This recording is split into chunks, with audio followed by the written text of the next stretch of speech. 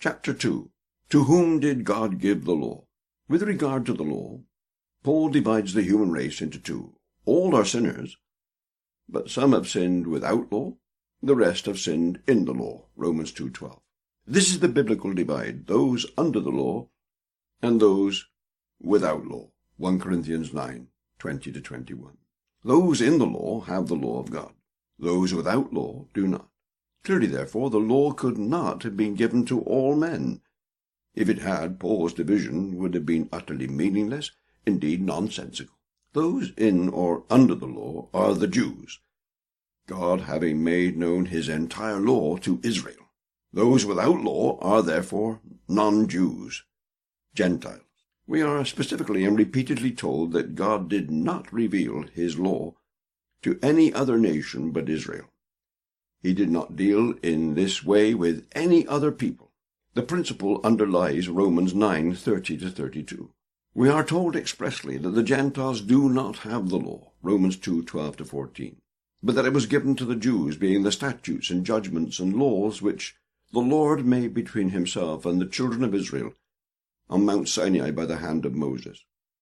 Leviticus 26:46. God immediately reiterating the point with the closing verse of Leviticus. These are the commandments which the Lord commanded for the children of Israel on Mount Sinai. Leviticus 27:34.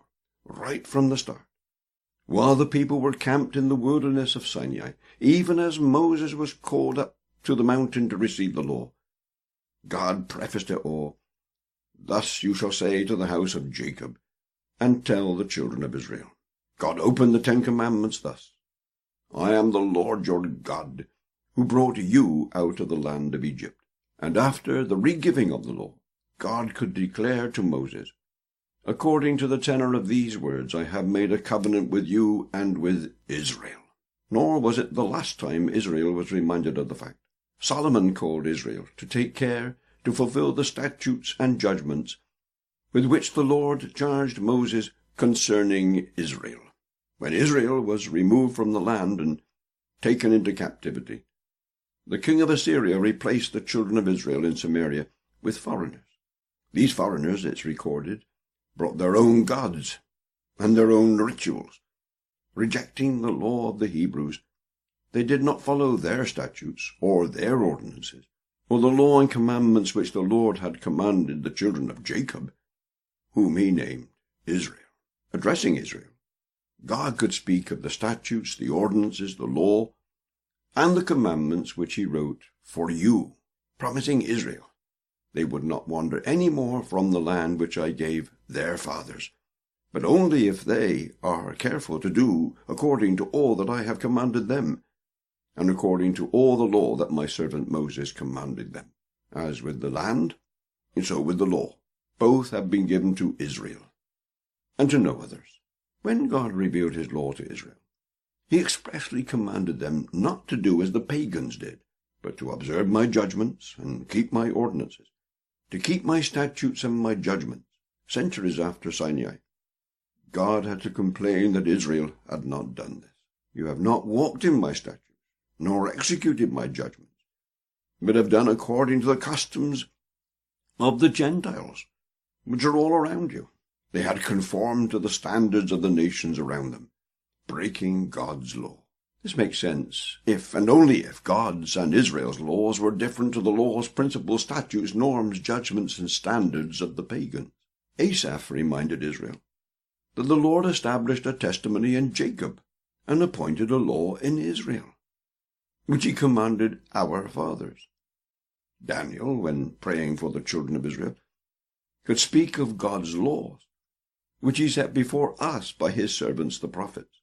God reminded Hosea concerning Israel, I have written for him the great things of my law. And God, the one of Sinai, God, the God of Israel, commanded Israel to remember the law of Moses my servant, which I commanded him in Horeb for all Israel, with the statutes and judgments. In Numbers 15, God said the law applied to the Jews and those who would be reckoned Jews, proselytes, and sojourners. To say that the law applies to the entire human race is to render these statements and demands utterly superfluous and meaningless. What is more, and a glance at the passages quoted above will confirm it, we're talking about the law of God, the law of Moses, the whole law, the law in its entirety. The law was given to Israel, for Israel, to distinguish Israel from all others. Nor was this a mere quirk of history. As I've noted, God treated the Jews as special, showing special regard for them in giving them his law. This was his purpose. He gave his law to the Jews in order to distinguish them from all others. Division was God's intention in giving the law to the Jews. Division, separation, distinction was God's great concern for Israel. And it was the law that especially marked the Jews out from the Gentiles, serving as a dividing wall, a partition, a demarcation between them and the pagans, Galatians and Ephesians. The law regulated their national and personal life in every respect. Finally, it was a temporary measure, confining Israel until the coming of Christ, Galatians 3:19-24. Moses, when repeating God's law in Moab, made it plain to whom it was given, declaring, "Hear, O Israel, the Lord our God made a covenant with us in Horeb. He said, I am the Lord your God, who brought you out of the land of Egypt, out of the house of bondage." God said Israel, and he meant Israel, and only Israel. It was only Israel whom he had delivered from Egypt. But not only was the preface to the Ten Commandments peculiar to Israel. The fourth commandment concerned the Sabbath, which was a special sign for Israel. Exodus 31, Ezekiel 20. And the fifth commandment referred to the land promised to Israel. In addition, the overwhelming bulk of the hundreds of other commandments contained in the law were spelled out in terms which belonged only to Israel. In short, Gentiles were not brought out of Egypt. In fact, many of them, that is the Egyptians, perished in Egypt or the Red Sea. Gentiles were not given the Sabbath as a special sign that they were the people of God. Gentiles were not given the pillar of cloud and fire. Gentiles were not given the manna. Gentiles were not given the promised land. The truth is, they had to be removed from it. Gentiles were not given the ordinances of the tabernacle. And so on. As just one example of how these things are linked, take Nehemiah 9, verses 5-15. Sadly, all this has too often been forgotten, and the law, which was given uniquely to Israel and applied only to them, has been mistakenly applied to Gentiles in the gospel age, to the confusion of both law and gospel. What is more, not only did God at Sinai give his law to Israel, and only to Israel, but prior to Sinai, nobody had the law, not even the patriarchs. Notice how explicit Moses was at the repetition of the law in Moab, when reminding the Israelites of the first giving and its re-giving of the law at Horeb or Sinai. God did not make the covenant with our fathers, but with us. Who were these fathers, and who were the us? The fathers were the patriarchs, and their descendants who had died before the giving of the law at Sinai. God did not give his law to them. The us were the Israelites, the people with their children who, having been delivered from Egypt, were gathered as the nation of Israel at Sinai. It was to them that God originally gave the law, and it was to their children that he was now renewing it in Moab. That generation of Hebrews at Sinai, therefore, was the first to receive the law. The patriarchs, the fathers, who lived before the children of Jacob even entered Egypt, let alone left it, did not have the law. The song of Moses, when he blessed the children of Israel before his death, is plain. The Lord came from Sinai, and dawned on them from Seir. From his right hand came a fiery law for them. God commanded a law for us, a heritage of the congregation of Jacob. Levi shall teach Jacob your judgments, and Israel your law. That nobody had the law before Sinai is clear, since Paul expressly pointed out that the law was added 430 years after God's covenant with Abraham. Galatians 3. It was revealed at Sinai. It wasn't renewed. How can it be claimed that God gave the law to Adam at creation, or to the patriarchs? Yet many do say it. No. As Christ said, when replying to the Pharisees' question over the divorce certificate regulation introduced by Moses, from the beginning, that is Adam, it was not so. The law was given to Moses 430 years after the promise to Abraham, not given to Adam hundreds of years before Abraham. In stressing this, I am not straining out arithmetical or historical gnats. To say that Adam was given the Mosaic law is to miss a point of major consequence, contradicting Paul's argument in Romans 5 and Galatians 3, to which I shall return. The law was given to Moses long after God had revealed his saving purpose in and to Abraham. This is a point of such importance, I must take a few moments to explain what I'm talking about. The eschatological importance of the epoch of the law. This point, the place of the law in salvation history. The eschatological importance of the epoch of the law cannot be overstressed. This word eschatological will come again and again in these pages. Let me explain how I'm using it. I am thinking of the way in which God in time works out his eternal decree to save his elect, and thus exalt his Son in their final glorification. I have in mind the way God arranges everything to bring about his purpose, the place every last thing has in that great plan. Salvation history is one of the great themes, the greatest theme of the Bible. It permeates Romans 3-11 and Galatians 3-4, for example.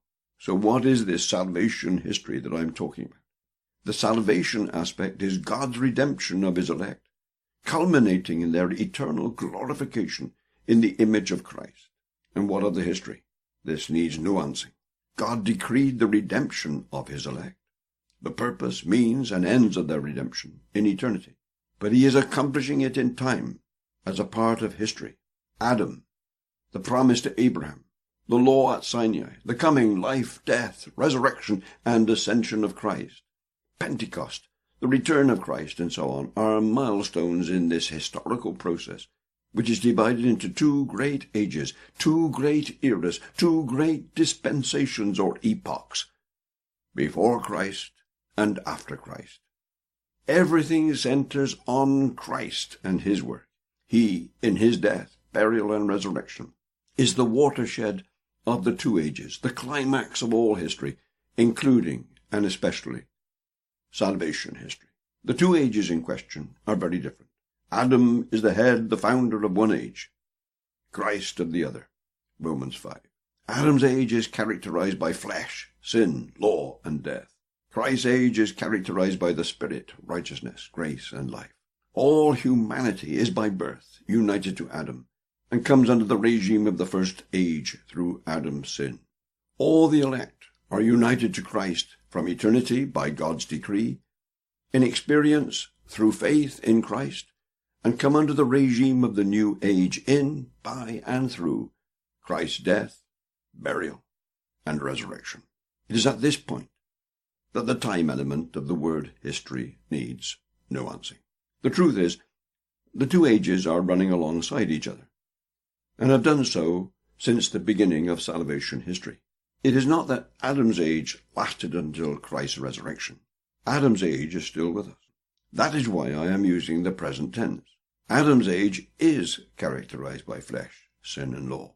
All humanity is, by birth, united to Adam, and comes under the regime of the first age through Adam's sin. Is, not was. So when I speak about salvation history, I am thinking of two ages, yes, but not merely in the sense of time. Rather, I am thinking more particularly in terms of their characteristics.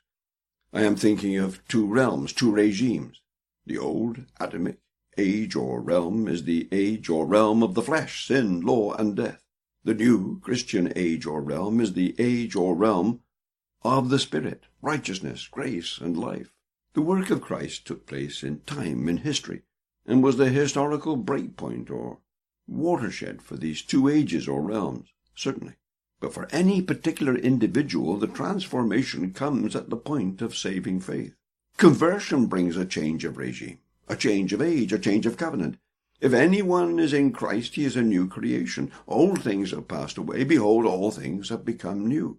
Speaking to believers, Paul could declare, the Father has delivered us from the power of darkness and conveyed or transferred us into the kingdom of the Son of his love. Peter, you are a chosen generation, a royal priesthood, a holy nation, his own special people, that you may proclaim the praises of him who called you out of darkness into his marvelous light, who once were not a people, but are now the people of God, who had not obtained mercy, but now have obtained mercy. And when and what will be the culmination of salvation history? That too centers on Christ. The culmination will be when Christ delivers the kingdom to God the Father, that God may be all in all.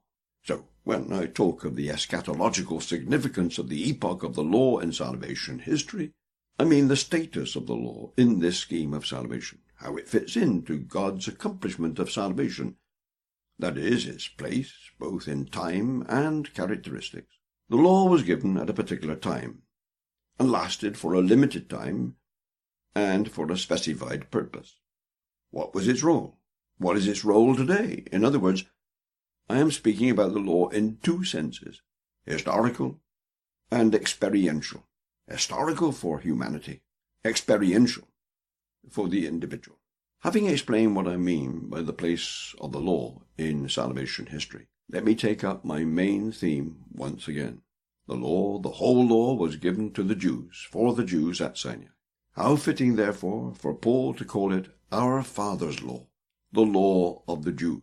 When addressing Felix, Paul could easily link his worship of the God of my fathers with the law and the prophets. How apt, therefore, was his reminder to the Jews, as distinct from the Gentiles, that they had the law. How pointless if all men. Think of the way in which Paul preached to the Gentiles. Think of his experience at Lystra. The Gentiles were about to worship him and Barnabas. How did the brothers stop the pagans? What arguments did they use? Did they cite the first and second commandments? They didn't. Instead, from nature, they challenged pagan folly in trying to worship them. In effect, they asked, does not nature teach you? If the Gentiles had been given the law, why did Paul not quote it against them? The fact is, since the Gentiles didn't have the law, Paul could not use it in his approach to them, and he made no attempt to do so. The same goes for his preaching to the Athenians in the Areopagus. Paul used what the pagans were familiar with. Compare this approach with Christ addressing the rich young Jew. Think of Peter preaching to Jews and proselytes. He was able to quote freely from the Old Testament. Again, when preaching to Jews in the temple, he referred to Moses and all the prophets from Samuel and those who follow, as many as have spoken. In particular, he pointed them to the covenant which God made with our fathers, and later quoted the Psalms. Think of Stephen's approach when he was preaching to the Jews. You who have received the law, he said. Likewise, Paul used the law when preaching to the Jews, as in his defense against the Jews, speaking of our people and the customs of our fathers. But never once did he use the law when addressing Gentile unbelievers. Why not? Because he only used the law when he could say, I speak to those who know the law. None of this was an accident. The preachers of the New Testament knew where their unconverted hearers were coming from. They knew that the Jews had the law, and therefore the gospel preachers were able to use it. The Gentiles did not have the law, so they did not refer them to it. In this they were following Amos, who, addressing the nations Damascus, Gaza, Tyre, Edom, Ammon, Moab, Judah, and Israel, reproved them for their sins. Not once did the prophet mention the law when speaking to pagans, but on turning to Judah he immediately complained that they have despised the law of the Lord and have not kept his commandments. The overtones of James' statement in Acts 15 are unmistakable. Moses has had throughout many generations those who preach him in every city, being read in the synagogues every Sabbath. Synagogues and Sabbath are not Gentile terms. Years later, when Paul arrived at Jerusalem, James told him about the believing Jews in Jerusalem, who have been informed about you, that you teach all the Jews who are among the Gentiles to forsake Moses. Paul didn't deny it. The implication is clear. The Jews were under Moses. The Gentiles were not. Note further the contrast between Paul's action as a Jew and the requirements laid upon Gentiles, as recorded in Acts 21:21-25. As the apostle explained, "To the Jews I became as a Jew, to those under the law as under the law, to those who are without law as without law." Why? In order to win the more, I do this for the gospel's sake. 1 Corinthians 9. Acts 2, verse 23, is very interesting in this connection. Peter, preaching Christ, told the Jewish crowd on the day of Pentecost, "You have taken him by lawless hands, have crucified him, and put him to death." The Jews were responsible for crucifying Christ. But to do the dirty work, they used Roman hands, Gentile hands, lawless hands. The New American Standard, translating the phrase, "by the hands of godless men," has a marginal note, "lawless hands," or men without the law, that is, heathen. The NIV correctly notes, "of those not having the law, that is, Gentiles." Christ had already foretold this is what would happen. The Son of Man will be delivered to the Gentiles, and will be mocked and insulted and spit upon. They will scourge him and kill him. Peter, steeped in Jewish thought, was using the phrase lawless men in the Jewish sense. The men he was talking about were men without the law. That is to say, they were lawless, outside the law of God, Gentiles.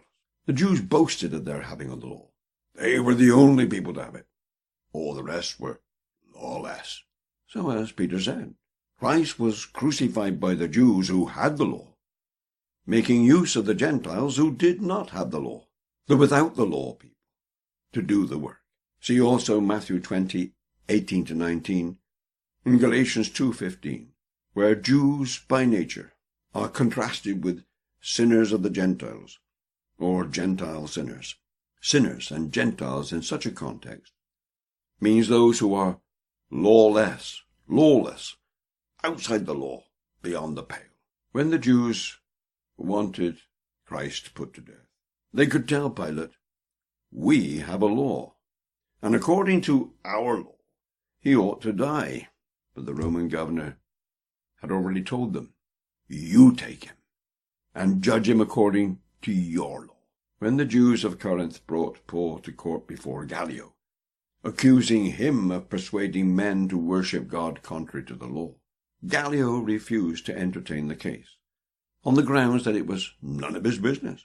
He roundly told them he wouldn't get involved in a question of words and names and your own law. Your own law, I emphasize, with a dismissive, "Look to it to yourselves, for I don't want to be a judge of such matters." He cleared the court. Claudius Lysias spoke in a similar way when writing to Felix, calling the accusation laid against Paul by the Jews questions of their law. No concern of his, something outside his jurisdiction, comprehension and competence. The Jews confirmed this by telling Felix they had wanted to judge Paul according to our law. Festus was in the same quandary as Felix. While he was familiar with the custom of the Romans, he was uncertain of such questions as he was now being asked, questions about their own religion. Paul, standing before Agrippa, was happy to think his judge was an expert in all customs and questions which have to do with the Jews, including the words of the prophets. Our religion, he called it, with the clear implication that Gentiles, generally speaking, had at best only a limited knowledge of God's revelation to the Jews and their customs, religion, and law. All this is strange, to put it mildly. If these Gentiles had been as much under the law as the Jews. I realize these Gentiles were politicians as well as magistrates, soldiers, or kings, and I wouldn't treat their words as the final authority on biblical principles, but they do nothing to contradict the claim that the law was given only to the Jews. And what of Hebrews 7:11? We are told that under the law. And what of Hebrews 7:11? We are told that under the Levitical priesthood, the people received the law.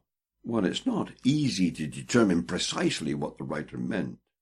At the very least, we may speak of a link between the Levitical priesthood, the Israelites, and the law. In fact, it's much stronger than this. It was under the Levitical priesthood that Israel received the law. The NIV, a New American Standard, use the word basis. Israel received the law on the basis of the Levitical priesthood. Now, who received the Levitical priesthood? The Jews. The Jews and no others. No Gentiles had the Levitical priesthood. Consequently, only the Jews could have received the law, since no people could have the law without the Levitical priesthood, and vice versa. The two were inextricably linked. Hebrews 7 throughout. The two stood or fell together. The priesthood being changed, of necessity there is also a change of the law. Under this system, unique to the Jews, the law required Levi to collect the tithe from his brothers, not all men, and so on. Therefore, of all nations, Israel alone received the law. But what about Romans 3, verse 19? The verse reads, "Now we know that whatever the law says, it says to those who are under the law, that every mouth may be stopped, and all the world may become guilty before God." Surely this teaches that all men, Jews and Gentiles, are under the law. But no, it does not, even though at first glance it seems like it. As I've shown, the context proves that the law here includes at least the 10 Commandments, but more. It is the Old Testament as a whole. It is the law in its entirety. Furthermore, note how Paul said that the law speaks to those who are under it. This ought to give pause for thought. If all men are under the law, then Paul wrote what amounts to a truism. The fact that he made such an observation at all, the law speaks to those who are under it, indicates there is something to be taken notice of. To whom was he referring? Who were those who were under the law? Those to whom the law speaks. The context from Romans 2:1 and on is conclusive. He was clearly referring to the Jews. They were under it. It was given to them. The law certainly stopped their mouths. They had the law. They were under it. But since they failed to keep it, it condemned them. It took away all their excuse. Pharisees might think that knowing the law, having the law, was all that counted. But far from being justified by possession of the law, they will be judged by the law. For, as the apostle explained, not the hearers of the law are just in the sight of God, but the doers of the law will be justified. But what of the Gentiles in Romans 3, verse 9? The words, "to those who are under the law," imply that there are others who are not under the law. The Gentiles, Paul explained, did not have the Jews' advantage. They were not given the law. They were not under it, Romans 2:12-15. Even so, some of them at least were living up to the light they had, and by nature do the things in the law, who show the work of the law written in their hearts, and in this respect did better than the Jews. This does not mean that some Gentiles by their works were free of sin and so avoided God's wrath. No, the point is God is impartial. The Jews who had the law will be judged, and the Gentiles who did not have the law will also be judged, and both will be judged fairly by God. Romans 1:18-3:20. What is more, if the Gentiles who never had the advantage of receiving the law were unable to voice any excuse for their sin, how much more guilty were the Jews who had the law and boasted about it? The Jews had the light of God's word. The Gentiles did not. But even so, all sinned and were guilty before God. The Jews against the law, and the Gentiles against some sort of moral consciousness. And both were responsible. The principle is clear. More light, more responsibility. This is Paul's argument. Whether or not men had the law, Paul had already charged both Jews and Greeks that they are all under sin. As he said, quoting and citing the Old Testament, the law, "There is none righteous, no, not one, none, none, none, for there is no difference. for all have sinned and fall short of the glory of God. And as with sin, so with salvation. There is no difference between Jew and Gentile. God is impartial between them. In short, now we know that whatever the law says, it says to those who are under the law, that every mouth may be stopped, and all the world may become guilty before God. The Jews who had the law were silenced by it. The Gentiles who did not have the law had no excuse in any case. Hence all the world is guilty before God. God has bound all men over to disobedience. The Scripture has confined all under sin, all men, all things, the whole creation, in short, both Jews and Greeks are all under sin, for all have sinned and fall short of the glory of God. In other words, Romans 3:19 supports the claim that the law was given to the Jews and not to the Gentiles. Many Reformed teachers will have none of it. The law was given to all men in Adam, they say. It was reinstated to all men through Moses, and all men are under the law today. Some go further. Men will be under it in eternity. These statements are wrong on several counts. Although it is claimed that men know the law of God by nature, and have done so from Adam, it is significant that such teachers never include the Sabbath in trying to justify their claim. Let's think about this for a minute. Are we really to believe that pagans know they must rest from Friday sunset to Saturday sunset? Can anybody tell us of a pagan people, completely without Scripture, which keeps the Sabbath or feels guilty for not keeping it? Can anyone point to any man, including the patriarchs, before Exodus 16, who kept the Sabbath? Furthermore, the notion that the moral law was reinstituted, or reinstated, or restated on Sinai, because it had fallen into obscurity, is without a shred of evidence. Romans 5:20 disproves it. The law, the whole law, entered at Sinai. It was not restated because it had fallen into obscurity. It entered the world at that time. More of this anon, much more. But the simple point I wish to make in this chapter is that the law was given to the Jews at Sinai. It was not given to the Gentiles, either at Sinai or at creation. It was not given to the Gentiles. Full stop. But what are those places in the New Testament where Paul addresses believers as those no longer under the law? Since he must have been including Gentiles in at least some of the passages, does this not mean that the Gentiles were under the law after all? The answer is no. As I come to the passages, I will deal with the question in detail, but for now I simply state that on several occasions Paul was speaking either of his own personal experience as a Jew, or else he was speaking of the Jews and not Gentiles. And even when he was clearly addressing Gentiles, he was often rebuking them for seeking to go under the law, allowing themselves to be put under it by false teachers, Judaizers, or going back to the slavery of pagan principles, this last having nothing to do with the law of Moses at all. Christ has redeemed his people from all bondage. Even so, there are some passages where such explanations still do not satisfy. Romans 2:14-15 is the explanation of all such. I now turn to these very important verses.